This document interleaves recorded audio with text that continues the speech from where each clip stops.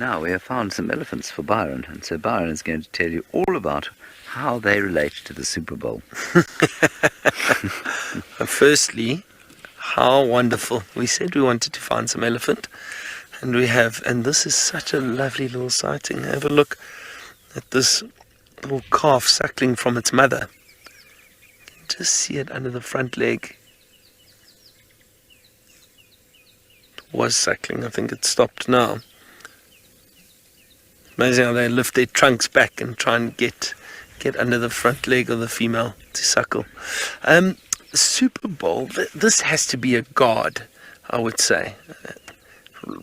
Aren't they usually the big individuals that stand in front of the quarterback and protect the quarterback?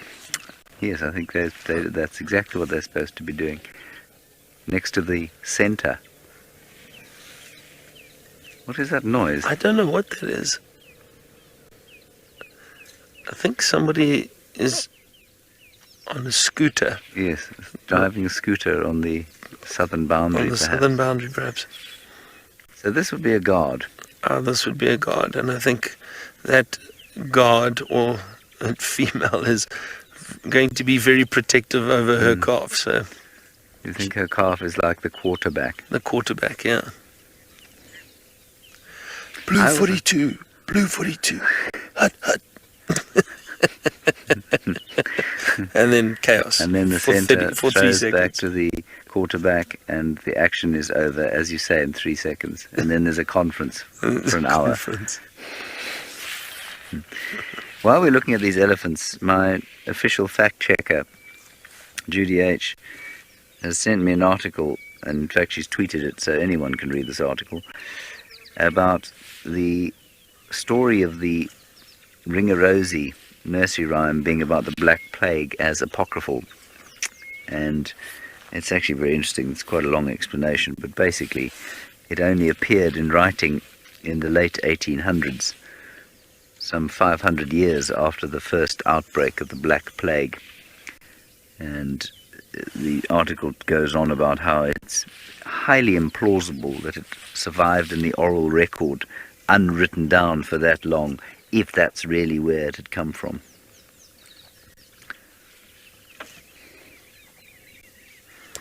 There are also a number of different versions of it, none of which have anything to do with the plague, so perhaps it isn't to do with the plague. Thank you for that, Judy H. Now, if you could just get on with identifying that flower for me, I'd be most grateful.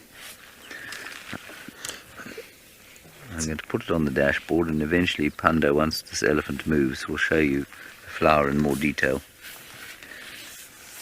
Lovely, lovely shot there of the elephant. Mm.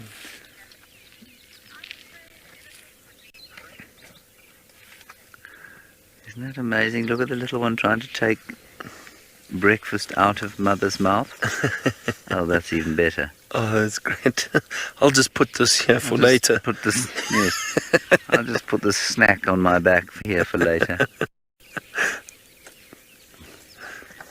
Kathy Lee, you think that elephants would be good water boys? Well, maybe the little one would be a good water boy.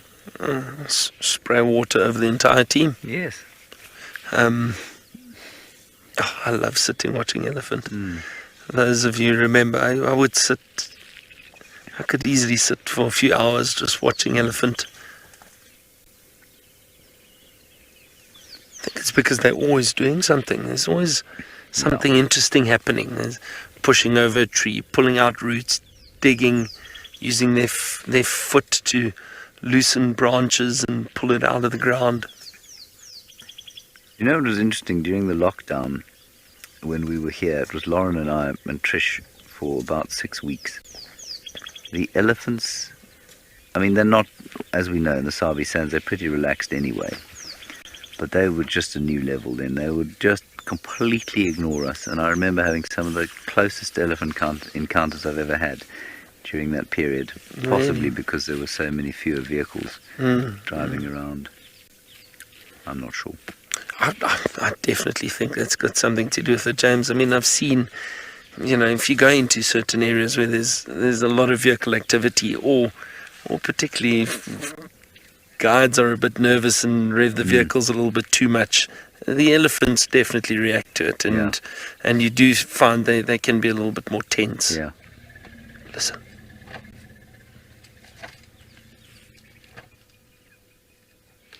I'm not sure if anybody managed to hear that through the ambient microphone. Oof. What a very loud infrasonic rumble. Well, not very infrasonic because we can hear it. Yeah. Perhaps there were elements of it that were not infrasonic.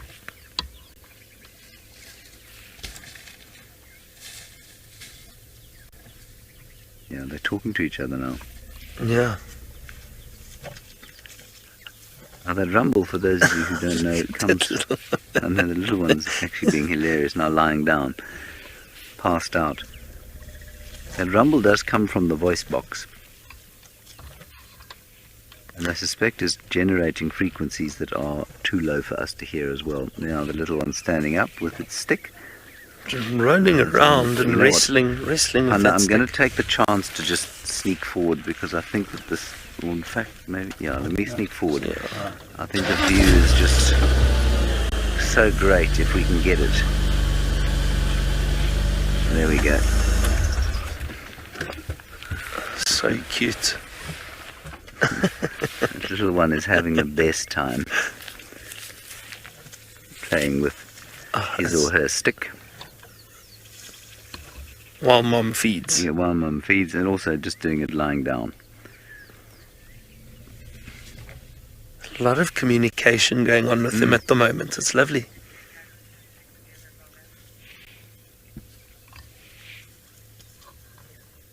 This is delightful. There's a whole herd here. There are probably about 8 or 9 elephants, maybe even 10 around us here.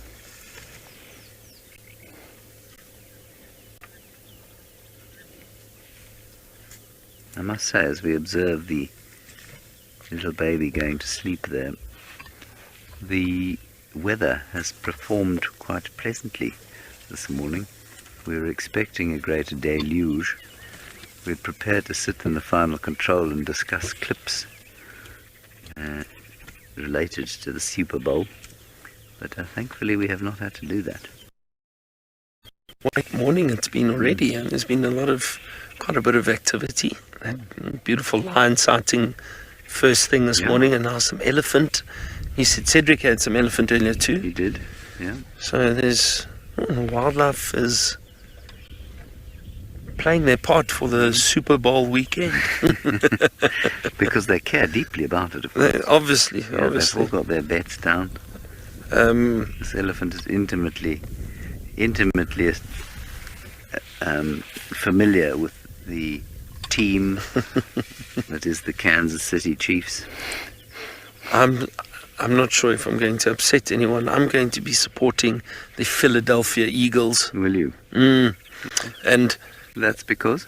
So that is because I follow them. I've followed them since Vince Papali played wide receiver for the Philadelphia Eagles.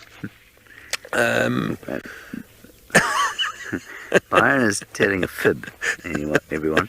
He's telling absolute pork pie. But he did. He was.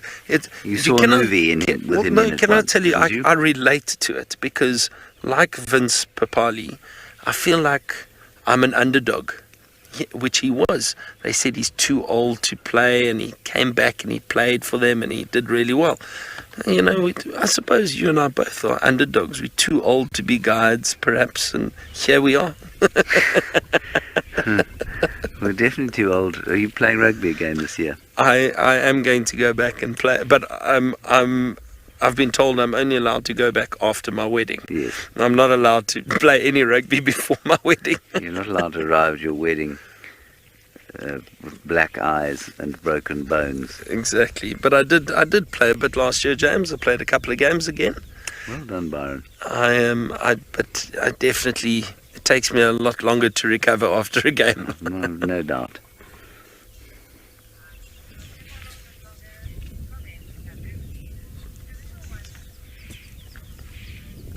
No. Kabuki, I think I think much like many of you, the little one here couldn't give a two hoots. I nearly said something else about the results of the Super Bowl and is now lying down. But you say maybe it's a bit more interested in baseball because he or she was trying to... There we go. She's got a bat. So that's a good one. Well done, Kabuki. Maybe even cricket in this part of the world. Or hockey. Oh, that is so cute. Or what you call in the United States field hockey. Because we don't play ice hockey here on the account of the absence of ice. Oh, now Mum's throwing soil, which is just lovely. I think she's going to do it again. Now, the number of times, Byron, I'm really interested in your opinion on this. I've heard guides say, well, so this elephant's throwing mud and sand on her body to get rid of ectoparasites. It gets rid of all the parasites on her back. I can't see how that's helpful for parasites. I think it just feels nice.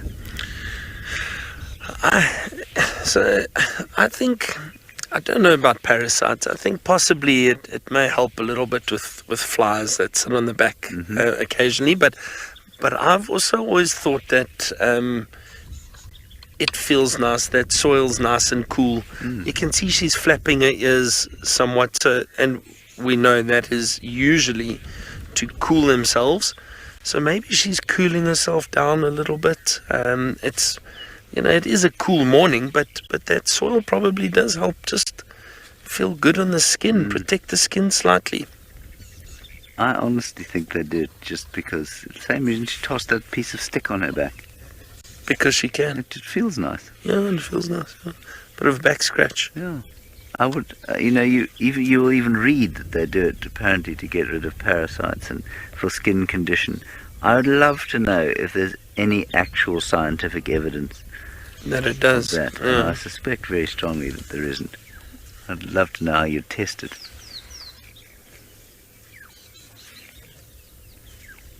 They are performing beautifully for us. I mean, they just glorious job. So relaxed and digging up that. It looks like a combretum that they've been feeding on. They love the combretum leaves, not leaves, roots. Yes, Nadia, it is a very amazing sighting. It is almost too cute to handle. But I always liken this to having turnips and carrots and parsnips for breakfast, which I think you'll all agree is not really a great option. Roots. Specifically combretum roots.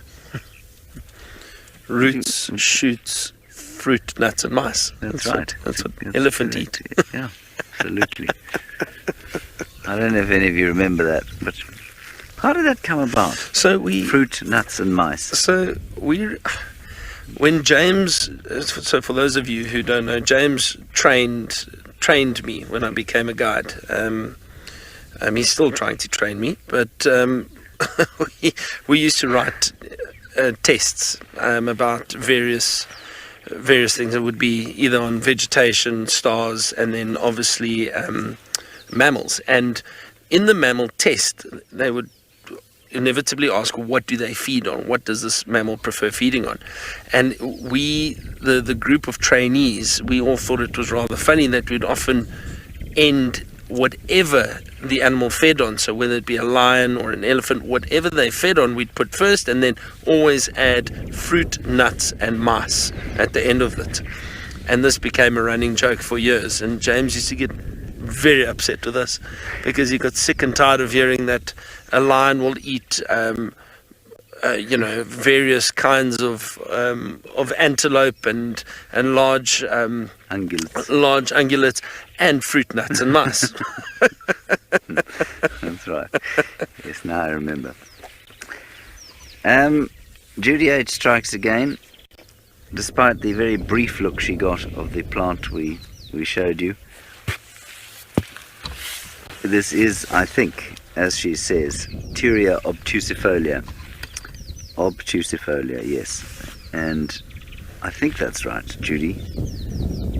And I think it's right because I think we've actually had it before. In fact, we have. You've identified this plant for me before. Turia obtusifolia. Is there a common name? Its common name is the small honeysuckle tree, the lesser honeysuckle tree, the Kleinkamper fulieboom, the Amazulu, the Ikambi lomsinga, Inkunzi ebomvana, Inkunzi, umhlatolana. So honeysuckle then. So let's just go with small honeysuckle tree, honeysuckle. shall we? Or Turia obtusifolia. Thank you. Once Definitely again, seen that Judy H. before. Yeah, it's always nice having. You get 500 points yet again. Your point count must be through the roof. Turia obtusifolia. It's interesting how this female has disturbed a lot of that soil while she's been digging the roots out and throwing the sand on her back, and another young elephant has joined her, getting to some of the roots and possibly that soft soil. Without bothering to do the digging. Yeah. Now, possibly also engaging in a bit of mimicry by throwing the soil on her back, or his back.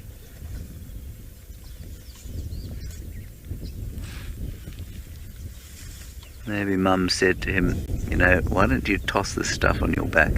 It feels really good. And it helps for parasites. And it helps for ectoparasites. What's an ectoparasite, Mum? Well, it's this kind of nasty critter that'll climb all over you and give you a disease. Oh, Like a spider. like a spider, Mum? No, more like a tick. Oh. Ticks don't really get us, do they? Isn't our skin too thick? Well, yes, you make a good point, but there may be other ectoparasites, so just put some soil on your back. Okay.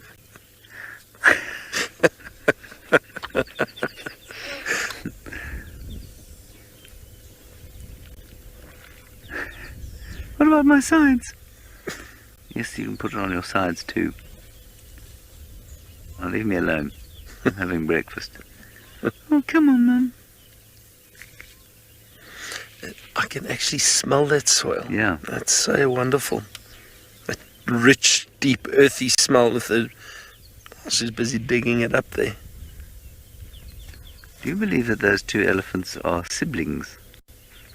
It's very possible. Gee, you know, one thing, and James, I'm sure you've seen this too. It's so difficult to tell who is siblings. I mean, because of a herd structure, you know, and there's so much interaction between all the elephant. I never really know if it is a sibling or not. I don't think we ever really know. No. But yeah, it's a very good chance. They're definitely fairly closely related. I mean, there's a lot of affection there. They look quite similar too. Yeah. They do. They both look like elephants. All three of them look like elephants. It is just... But you know how many times, Brian, we get... And I mean, I know that some people can actually see this. We get, especially with lions and with the leopards, you know, I can see her father in her face. Jeepers, and I stare long and hard at that leopard's face, and all I see is leopard. The one thing that I do remember, and I haven't seen it in lions. I don't think I would be able to pick up a resemblance in the adults, but with leopards, the coloration in the coat. That's right. And there was a very well-known female leopard called it was Sunset Bend female, I think. Very golden in coloration. That's right. And her lineage, her cubs, were all really golden in coloration. They just seemed a little bit darker than some of the other leopards we had in that area. No, I've no doubt that there is absolutely parental resemblance. Yeah. I'm just very bad at seeing it. But in terms of facial expression, or a look or a nose or a... She's got your mother's nose. Well, except now that, you know, when I did see it the other day, it was when we were looking at Maritre, who was Tandi's son. Okay. and there's no question that that cat has the snub nose of that family. Okay. They've got it obvious, and if I can see it, it must be there because Yes. I, just don't see the stuff. Yeah. Obviously shorter nose than most leopards. Yeah, so there's probably some, but I think at times it is difficult to see. Yeah. I agree with you on that. Oh, Right, well, I think that elephant's decided that this is perhaps the end of our sighting, which such a wonderful sighting. This was really lovely.